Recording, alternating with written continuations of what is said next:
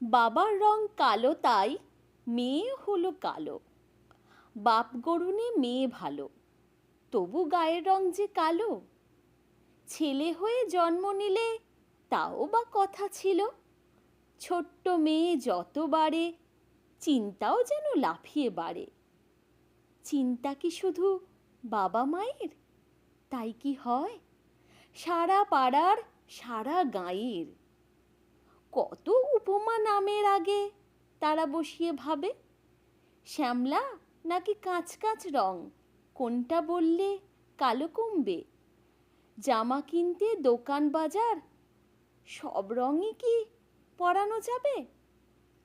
লাল নীল বাদ, সবুজও বাদ, কমলা হলুদ ওমা, ওতে যে বেশি কালো দেখাবে।